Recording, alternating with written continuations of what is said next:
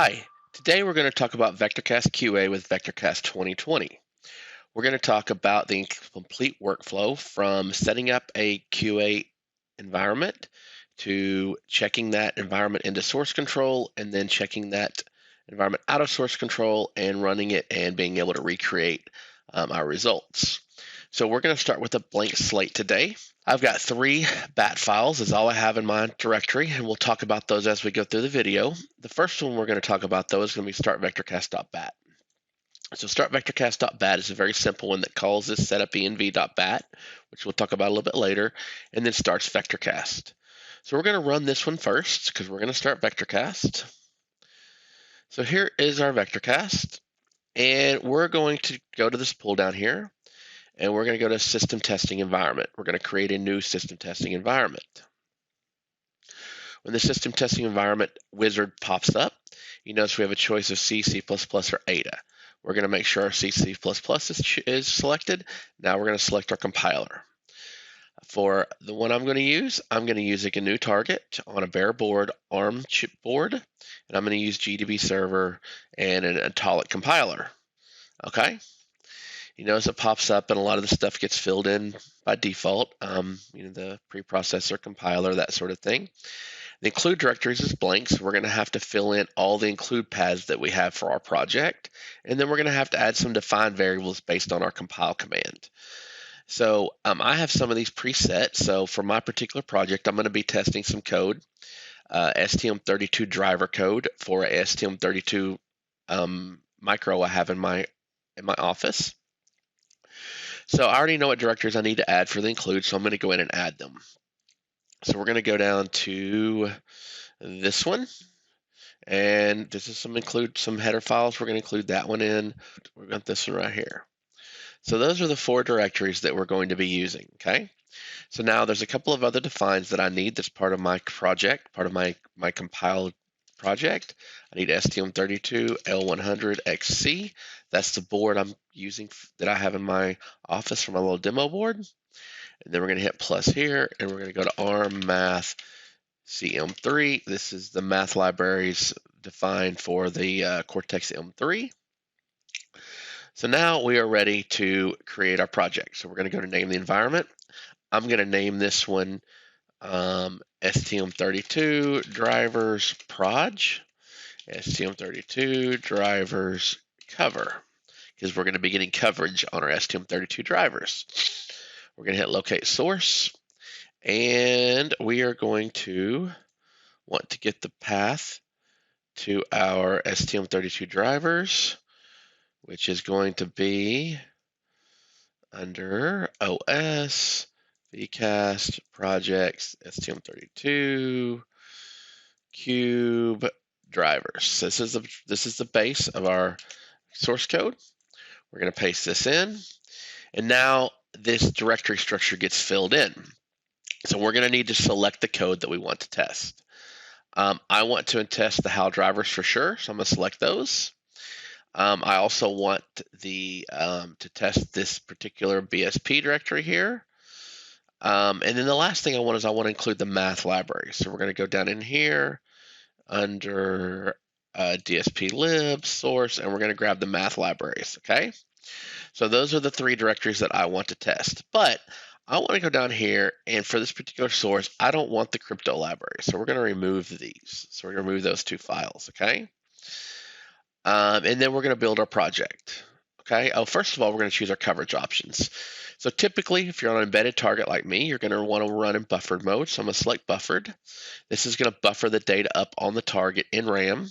And then eventually, after the test is complete, we'll want to pull that data off using some sort of mechanism, standard out or a debugger or something. The other thing is that by default, the I/O from the tool goes to file. And so we want to switch this to execution results go to standard out because we want to do standard out in this particular case. So we'll go to miscellaneous and we'll go to execution results go to standard out. Okay. So that's pretty much the setup I want to use for this QA project. So we're going to click on build. So it's going to go off and it's going to build our project, and it's also going to build our system test environment. So now you notice here, we have our directory structure set up here. Here's our driver code. Here's the 3 directories we're testing. Then here's all our code, our 78 files over here that we want to get coverage on. So the one thing that's been added in 2020 is this filter by directory. Actually, I think it might have been added in 2019, but really useful in 2020. So you can just click on here and you can go to just a flat view, or you can click here and it'll bring up your folder view. So in here, we're going to want to click in here and do Control A, and then we're going to want to instrument, and I'm going to choose statement and branch. So we're going to want to instrument our 78 files for statement and branch. You could also choose statement plus MCDC or just pure statement or whatever you wanted to choose, but in this particular case, I'm going to choose statement and branch. So you notice down here on the bottom, it's instrumenting all 78 of our files. Just going through them one by one, it's pre-processing, parsing, and then instrumenting these files.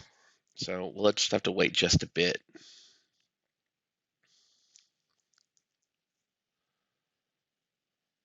Okay, so we have all 78 of our files instrumented. The last thing we need to do is we need to append cover IO to one of our files. What this is there's a file in the VectorCast project, or I'm sorry, in the VectorCast environment called ccoverio.c. And what this has in it is this has the arrays in RAM we're going to store all our coverage data in it. It also has functions in it that can convert that binary data to ASCII. And then it also has some other functions in it that allow you to send that data off the target using whatever mechanism, serial, PUTS, whatever type of output you want to use to send that data out.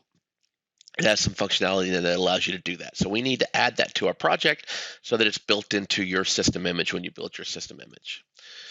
So we added this to STM32L1LXX_HAL.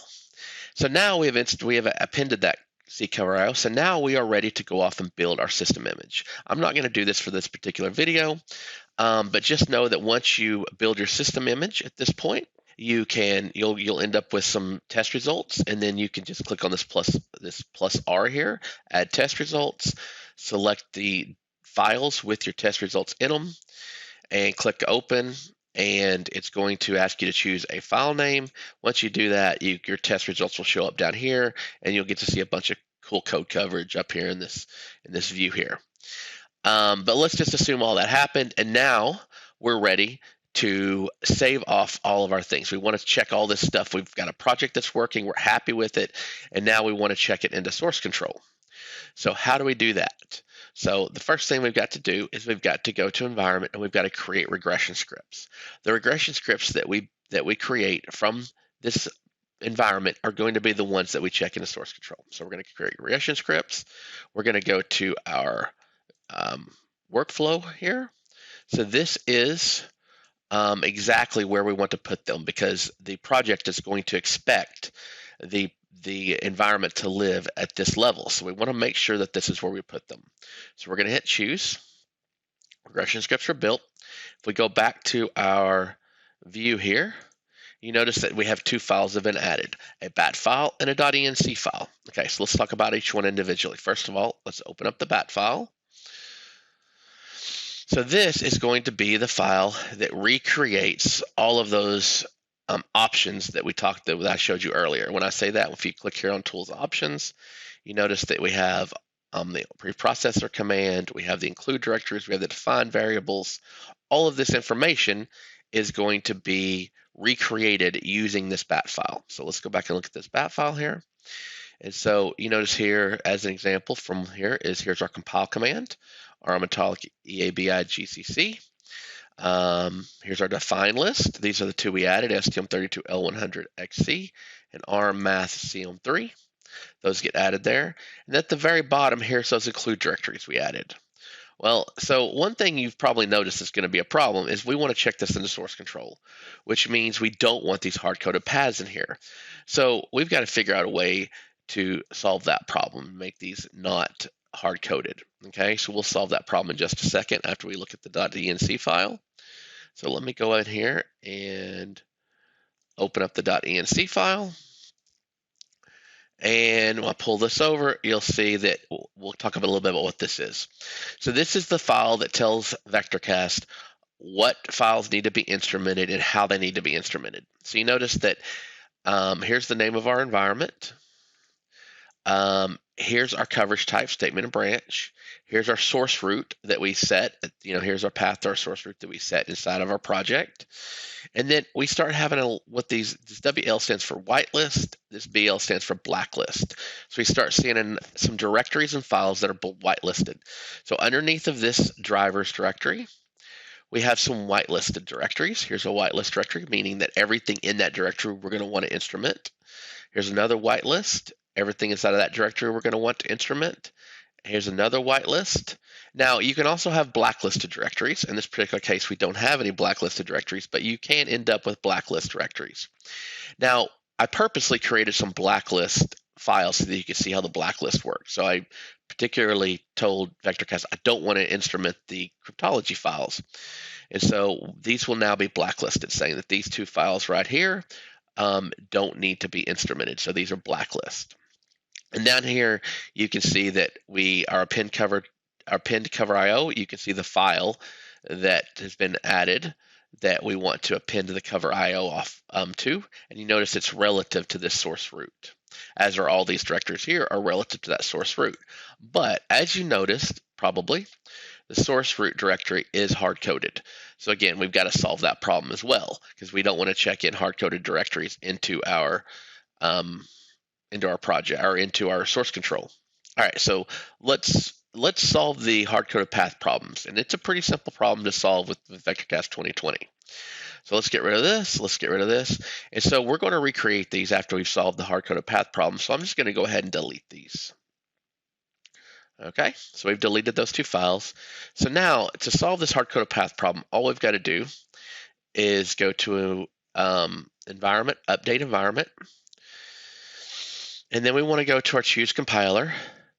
And we want to make these directories here relative to an environment variable. Okay, so one thing I did not show earlier, which I'm going to show now, is that one of these files here was a setup env that I briefly talked about, but I'm going to show now. And what I have in here is just one line that sets up an STM32 code base that points to this hard-coded path. Okay, so we're going to make all of these include directories relative to this environment variable. And so by setting this up in this setup env.bat and then running the start vectorcast.bat here that calls the setup env.bat and then launches VectorCAST, we have access to this environment variable inside of VectorCAST. So one thing I will note is you could also make these directories relative to your environment. So if you wanted to do that, you could make them relative, just // whatever directory you wanted to go to.